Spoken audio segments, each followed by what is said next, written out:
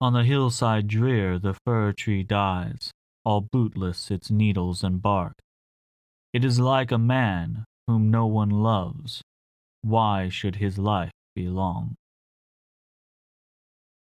Hey everybody, it's Jeremy. Welcome back to turn 50 of Aries, where we are playing Utgard. Let's jump into the turn. So, not a whole lot compared to last turn going on here. We do see a battle between Ulm and Gath. Let's go ahead and watch this. Alright, so we've got a little bit of a pretty much just unit army, right? So a bunch of infantry of Ulm. These guys have decent protection, and this little Morning Star, which is actually not a Morning Star, this is a flail, but it's a little Morning Star that acts as a flail and is a flail, so it has +2 attack versus shield. They've got okay protection. These guys, we know them, we love them, the Rangers of Ulm. They're shoosty boys, and they have very sharp axes. All right, and they're up against some problems. So this isn't gonna be a thing. Okay, we're done. So this is about half of his forces moving off of his little fort. So that's interesting. Next we have our battle here in Behemoth's Rest. This is the only thing we're really doing, so we're probably gonna analyze it a whole lot more than it needs to be analyzed, but whatever. Alright, so let's go ahead and sum things up, right? We've got our big undead line, we've got our two Thunderbow archers, we've got another big line of good units with our Seath Konas mixed in between. We've got a whole bunch of Gaudy Huskarls in the back with our slaves and our one Norna. And then we've got a little gank squad over here with Air Force 1 and Gunloth and Seath 43 all doing a little buff cycle. So, on the other side we have nothing except a bunch of mages. And the mages, of course, right, mages are going to trigger gem uses. We knew this going in. So, all of the stuff comes up. And got a whole bunch of things happening. The Howl comes out. We got our Nether Dart arc. Oof, just cuts through those. And then you may notice that there are no more Nether Darts coming out. That is unfortunate. We've got some large fire elementals, which we kind of assumed were going to be the biggest issue. Whole lot of raised dead going on, which is, in my opinion, suspect because there's not that many corpses. So a good portion of these raised deads are not going to be as efficient as they should be. Gunloth is up in the air, and he has he come down yet? I don't see him. Ah, there he is, yeah. Okay.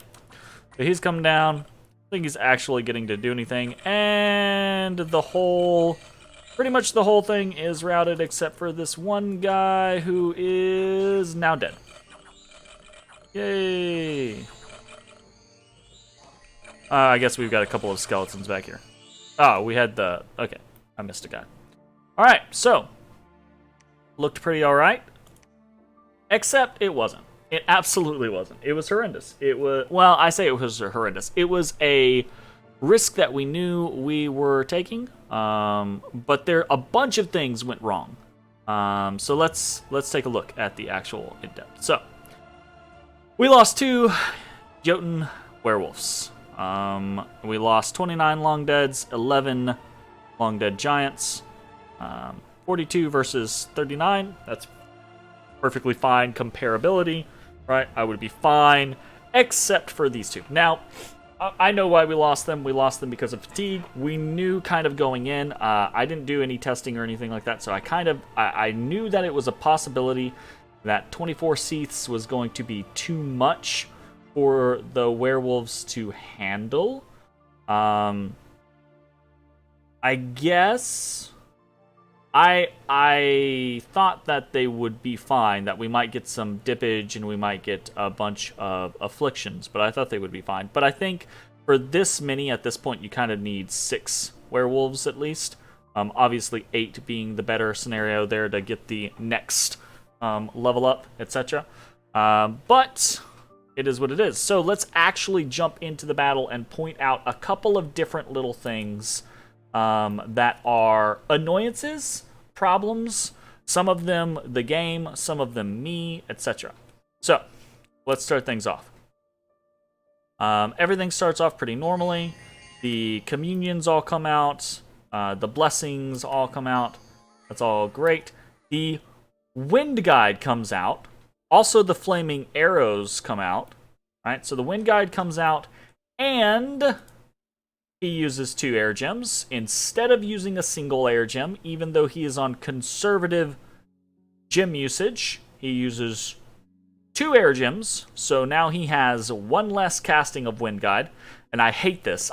This is why I feel like I've gotten to the point in a lot of games that I play of Dominions where I just will not put more gems on a mage than they need to cast the specific spell, unless I just don't care. Like, if I just don't care, then I'll overload a mage with gems.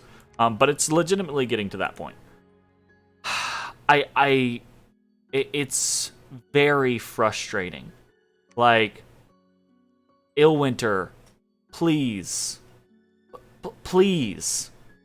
Part of the beauty and majesty and wonder in this game is the crazy magic system and the crazy complex, like, layering of buffs, and it reminds me of, like, old D&D, right? It's amazing, it's awesome. It's also incredibly frustrating when just basic shit like this happens. Like, when I click the checkbox of conservative gem usage, I expect you're not going to use gems except for the gems that I have told you to use. Except this is like a loophole. It's like, well, they didn't cast a spell that required... They didn't cast a new spell that required gems. They just used more gems on the single spell. Well, fuck me, right? Okay, so that's an annoyance, right? Here's a second... This isn't really an annoyance, but this is like a... Oh boy, man. Like, I gotta call this out, because it's like... Okay, so, we've got these javelins, and we've got these crossbowmen, right? Okay, never mind. I think when I first watched this, I wasn't paying attention to the crossbowmen. I was just like, this, looking at the javelins. So I thought the javelins threw over the entire, like, line of undead, but no, it's actually the crossbowmen. So that's fine. All right, so here's the thing. Let's watch our volley. The volley! Okay, so this is so dope. Look at how many freaking nether darts come out. And sure, they don't have much of a target. If this was like a wave clashing, a line clashing on a line, this would be pretty awesome. But they basically just go and massacre that section, which is really cool. Howl comes out, which is good. Except, remember, our Norna had 6 gems in order to cast Howl twice. She has 2 gems now. Of course, she Son of a bitch. Alright, and this is where we can kind of see what goes on back here. So, we've got Vile and Fiolar. They're going to be our 2 victims here. Andre and Thrivaldi are the ones that survive. So Thrivaldi has already gotten hit with Enlarge, which is good, because that means he's regenerating 24 HP per turn, right? But he also has the Coral Blade. So another Enlarge comes out, and it targets someone else. I don't fucking know why it targets someone else, but it does. So these guys back here are getting hit with, are just regenerating 16 HP per turn, right? We get another Enlarge that goes out. And again, it targets someone else. And then they're dead, right? I still don't really... Like, I've watched this battle a couple times. I still don't really know why those back two... Like, the other 2 are at 40 HP, right? I still don't really know why the back two took so much damage. I checked the unit, because at first I was like, yo, they had to have been getting hit with something else. But what I think actually happened, right? So we have these guys, and this is all it shows. First of all, this absolutely is not enough damage to have killed them.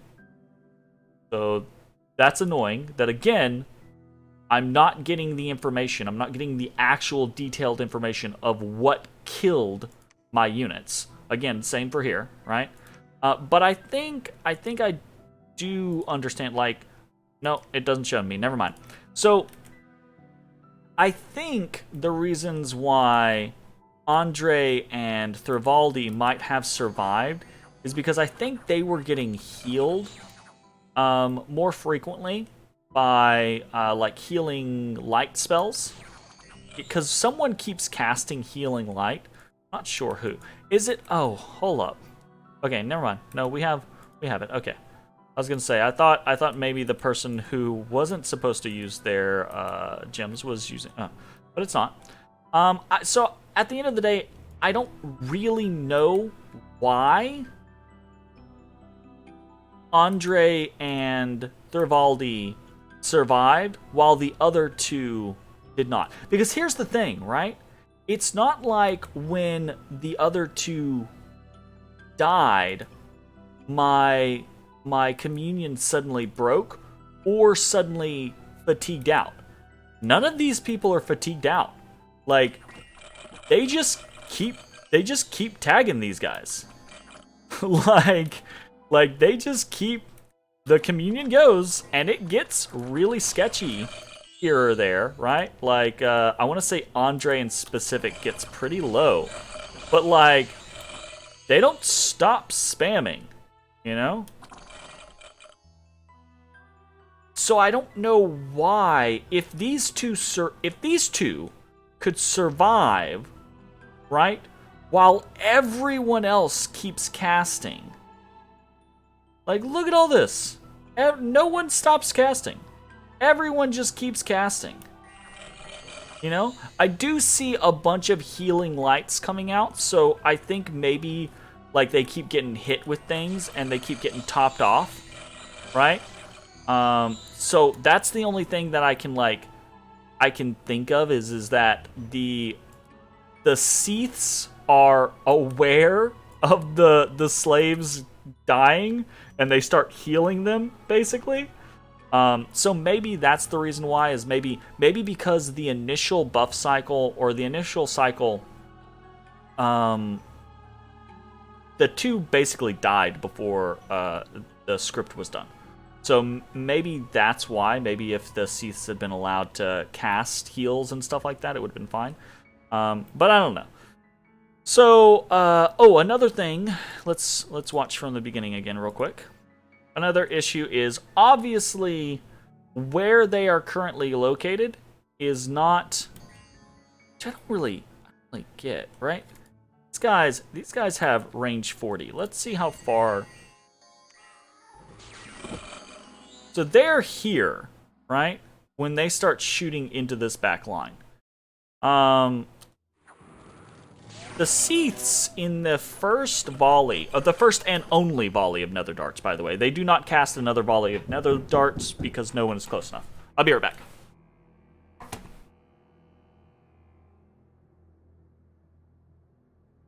Oh, hey, buddy.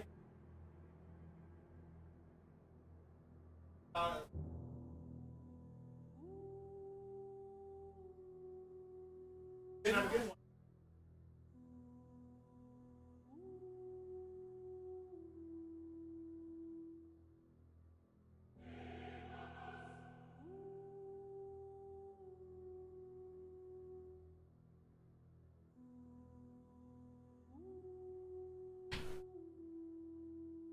All right, hopefully I will remember to edit this out, but in case I do not, then sorry, I just got a pizza delivered.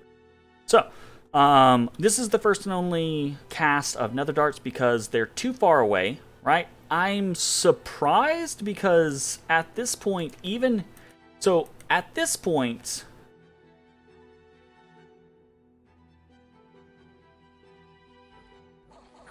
the werewolves are still alive, right?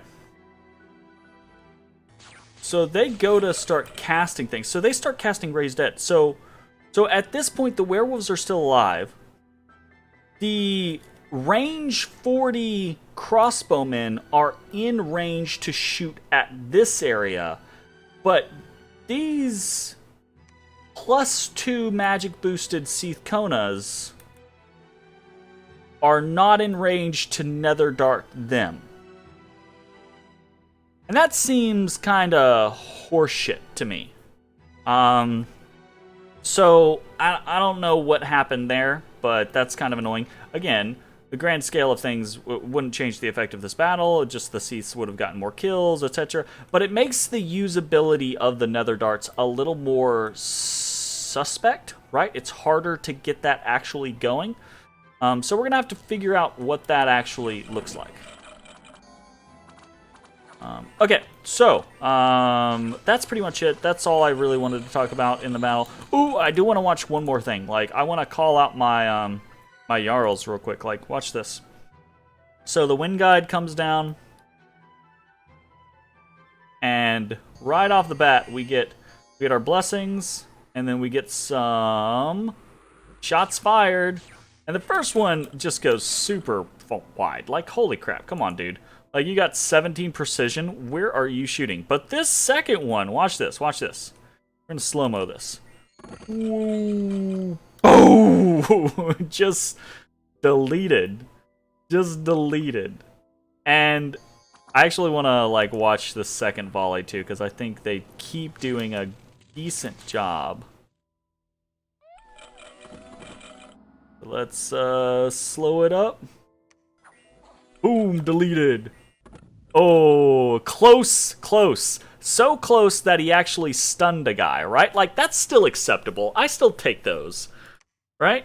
Okay, so I'm gushing at this point. I'm just talking about random shit. So, unexpected event in the Dead Forest. We got the Dominion -3. Whatever. All right. So we had a bad loss here. This really sucks for us. Again, don't really know why it happened.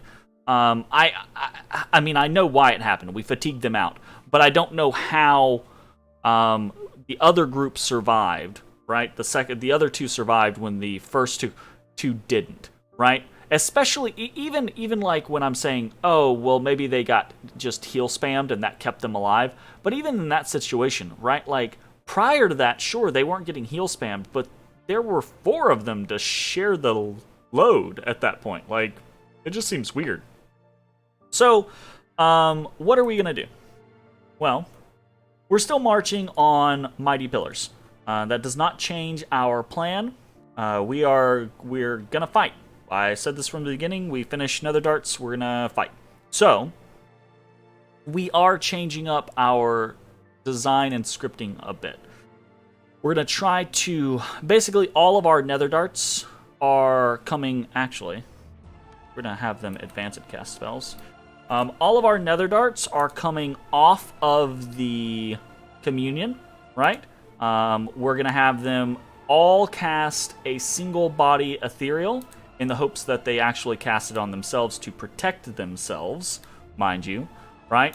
And then they're just going to spam nether darts and hopefully advance and cast spells to the point to where they continue to cast nether darts. That's the goal, mind you. And what we're going to hope is that taking these 9 out of the communion makes it to where the communion is okay with just 2. And that does still leave us pretty high, so we would still have, what is 1, 2, 3, 4, 5, 6, 7, 8, 9, 10, 11, 12, 13, 14, 15, 16 people in the communion. That might still be too much. Truth be told, but I'm hopeful that it is going to be okay, and I'm kind of hesitant to like take it out too terribly much because then it kind of, I don't know, kind of defeats the purpose of the... I could drop it down to like 10, sure, and guarantee that it's going to be fine, but then it kind of defeats the purpose of a turbo communion. I might still do that. I might pull out another like I don't know, 4 or 5 of them. We'll see. I've got a little bit of time to decide that. But basically, we're deconstructing the communion a bit, so that hopefully our slaves will survive. Everything else pretty much stands as it was. We're still doing Wind Guide. We fucking hopefully will. Oh, actually, you know what? I'm just gonna fucking take a. I'm gonna take a damn gem away from him. Give it to a scout. So he's only gonna have 1 cast of Wind Guide, or else. Our Norna only has 1 cast of Howl, or else, and we're just gonna deal with it. All the rest of it is kind of whatever. So, anything else? Not really. That's pretty much it. We're leaving 1 province defense here because we don't know if we're gonna be here for very long, and we're gonna move on to the Mighty Pillars. That's the turn. Go ahead and paste this real quick. We're gonna go with ouch, both because of the kind of the insult there at the end and the turn that we've had. And we will finish up here. I think the next time I play Utgard, and I say this, I've already played Utgard again at this point, in a blitz. The next time I play Utgard, if I ever do in a long form game, right? I'm absolutely going to be focused, super duper duper duper focused on getting more Scrotty out early. Because even in the scenario of just having like 2 Scrotty and 5 Seaths, that's a very big deal. And again, this is why I keep the records, or this is why I like to keep the records, because we're up to 51 Seath Konas, having been recruited over the course of this game, and only 8 Scrotty, right? If I had a Scrotty for every, or like 2 Scrotty for every 5 Seaths, right? That's a Turbo Communion right there.